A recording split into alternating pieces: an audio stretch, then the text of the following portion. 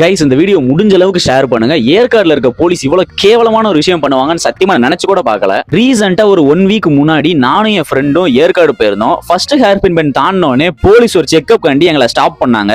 நானும் என்னோட வண்டியோட RC book, insurance, pollution certificate முதற்கொண்டு நான் ஷோ பண்ணேன். சரி வண்டி நிப்பாட்டியாச்சு, இவனுக்கு ஒரு பாயசத்தை போட்டுற வேண்டியதான்னு சொல்லி எதிர்பார்த்துக்கிட்டே இருந்தாங்க. எந்த ஒரு லூப் ஹோல்ஸும் அவங்களுக்கு கிடைக்கல.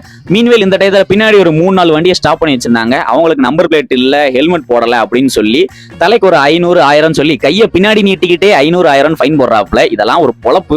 ஃபைனலா எங்க கிட்ட வந்தாப்புல, நீ ஏற்காடு வந்திருக்கிறது உங்க வீட்டுக்கு தெரியுமான்னு சொல்லி கேட்டாப்புல. நான் தெரியும்னு, என் ஃப்ரெண்டு நான் காலேஜ் போறேன்னு சொல்லிட்டு தான் சார் வந்தேன்னு சொல்லி சொன்னா. உடனே இதெல்லாம் அஃபென்ஸ், கிளம்புங்கடா அப்படின்னு சொல்லி எங்களை அடிக்கிற மாதிரி வந்தாப்புல. சரின்ட்டு நாங்களும் வேமா வண்டி பக்கத்துல போய் நின்றுட்டு, எனக்கு சரியான ஷாக்கு. நான் ஒரு யோசனையில இருக்கேன், என்னடா இது அவ்வளவு பெரிய தப்பா? அவன் பண்ணது தப்பு தான், பட் ஆனா இது அவ்வளவு பெரிய தப்பா ஊர்வலத்தை நடக்காதே நாங்க பண்ணிட்டோம் அப்படின்ற மாதிரி நான் யோசிச்சுக்கிட்டு இருக்கேன். இங்கேதான் ட்விஸ்டே. ஒரு போலீஸ் ஐசா எங்க பக்கத்துல வந்துட்டு, தம்பி ஒரு 500 ரூபா சார் கிட்ட ஜென்ரல் ஃபைன் கேட்டுங்க, நீங்களும் மேல போலாம் அப்படின்னாப்ல. நான் 500 ரூபாலாம் இல்ல, 200 ரூபா தான் சார் இருக்கு அப்படின்னு. சரி பூத்துக்குள்ள போங்க, சார் நிப்பாப்ல, அவர்கிட்ட கையில கொடுத்துட்டு வந்துருங்க அப்படின்னாப்ல. நானும் உள்ள போனேன். நான் ஒரு இன்டெலிஜென்ட் ஃபெல்லோ, உள்ள போறதுக்கு முன்னாடியே ஆடியோ ரெக்கார்டு வேற போட்டுக்கிட்டே வர போனேன்.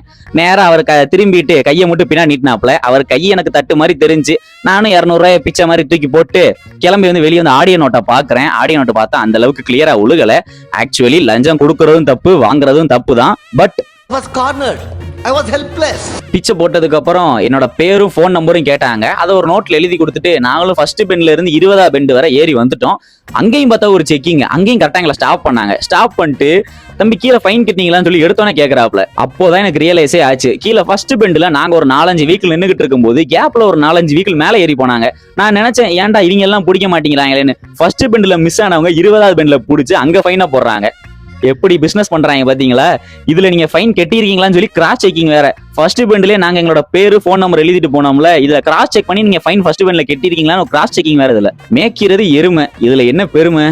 எனக்கு ஒண்ணு மட்டும் சத்தியமா புரியல. ஏற்காடு ஒரு டூரிஸ்ட் பிளேஸ், இவங்களுக்கு என்னமோ நம்ம என்ட்ரி ஃபீஸ் கொடுத்து போற மாதிரி எனக்கு ஃபீல் ஆகுது. கார்காரங்களை யாரையுமே பிடிக்க மாட்டேங்கிறாங்க. பைக்காரங்கிட்ட குறைஞ்சது 500-1000 இப்படி இப்படின்னு பிச்சை எடுத்துக்கிட்டே தான் இருக்காங்க.